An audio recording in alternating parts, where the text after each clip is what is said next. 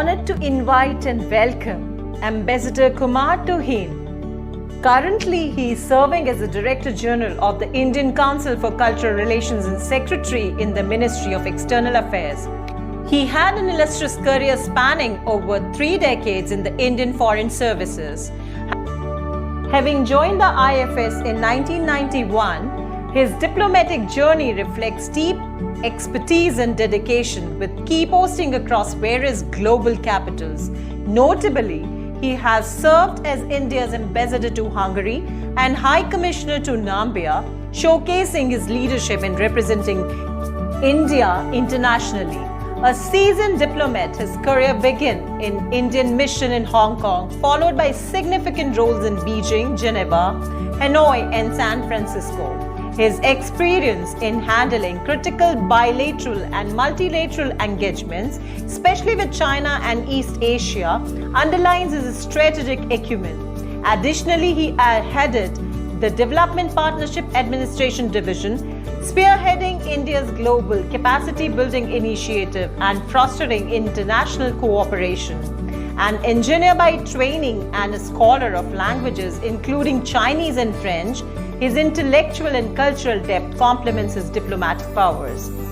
His commitment to strengthening India's cultural diplomacy and international collaboration makes him an esteemed leader, known for his visionary approach and diplomatic excellence. So, ladies and gentlemen, please put your hands together to welcome Ambassador Kumar Tuhin. Dear friends, I am honored to address this important event today as we come together to celebrate a day that holds profound significance, the International Day of Peace.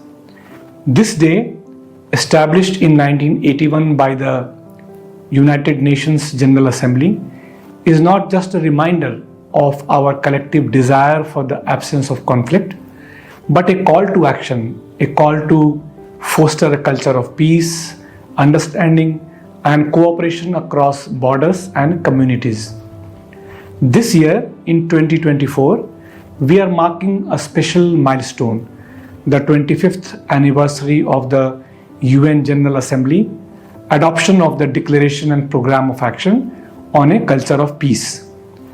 It was back in 1999 when the UN laid out the foundation for what peace truly means. They reminded the world that peace is not passive. It is a dynamic and participatory process that thrives on dialogue, mutual respect, and understanding. In a world of rising tensions, as we look at the world today, this message could not be more timely. With increasing geopolitical tensions and protracted conflicts, the need to reinforce these values has never been greater. The adoption of the Culture of Peace framework 2 decades ago was a testament to the commitment of nations to move beyond the silencing of guns and instead focus on nurturing a mindset of peace.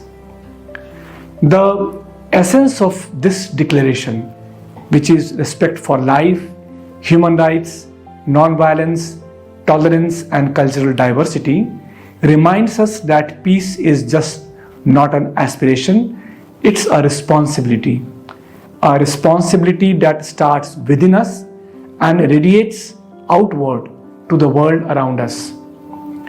The UNESCO Constitution famously states, "Since wars begin in the minds of men, it is in the minds of men that the defenses of peace must be constructed." And this profound statement guides us today as we gather to reflect on peace not just as the cessation of violence, but as a constructive and ongoing process that can and should be nurtured through education, dialogue, and compassion.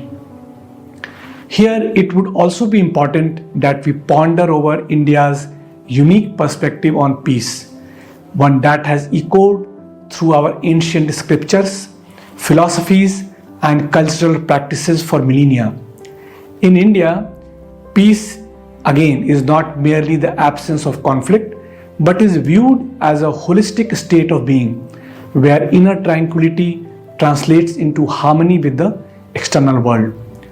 Our Ancient texts speak volumes about peace.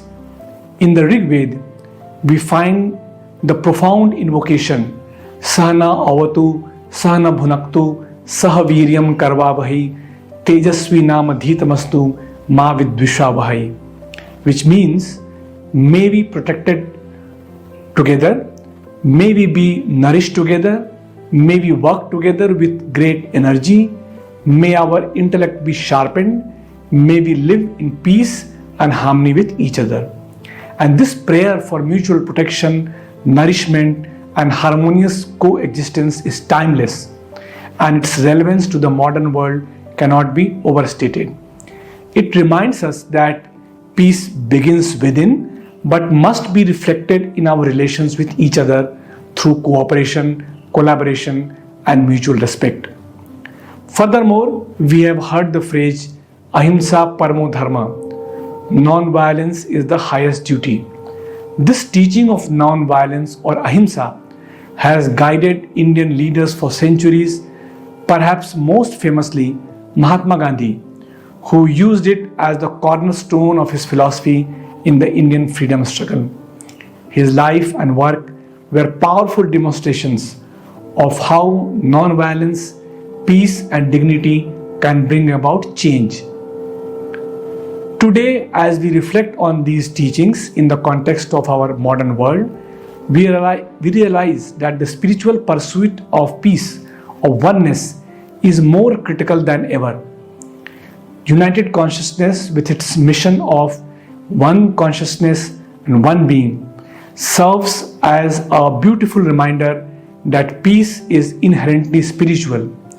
It transcends the boundaries of nations, cultures, and religions, and touches the very core of our shared humanity.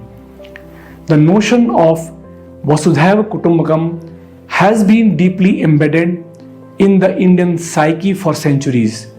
It offers a global vision of togetherness, promoting the idea that we must live as one family, supporting each other in times of need, celebrating our diversity, and building bridges of understanding. This is the spirit that the International Day of Peace seeks to foster. As we celebrate this day, it is essential to remember that peace is active. It requires effort, empathy, and dialogue.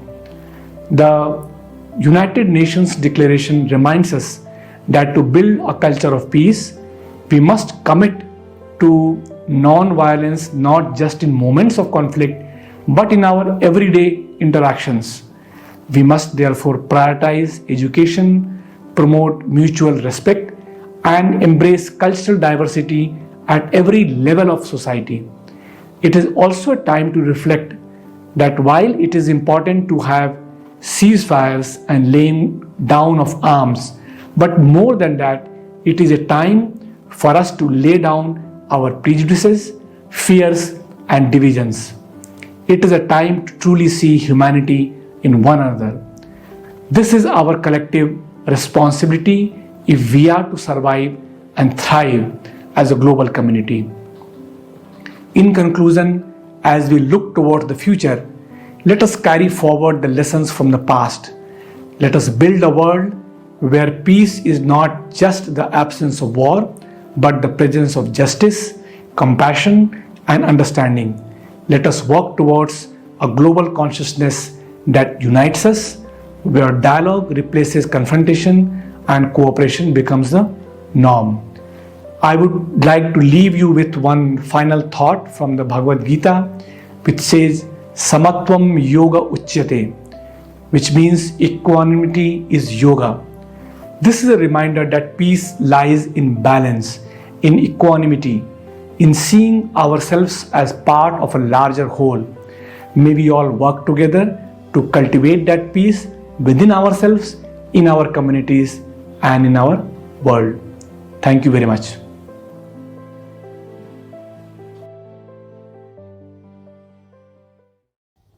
On behalf of United Consciousness, I thank Ambassador Kumar Tuhin for coming on to the platform of United Consciousness. Thank you so much.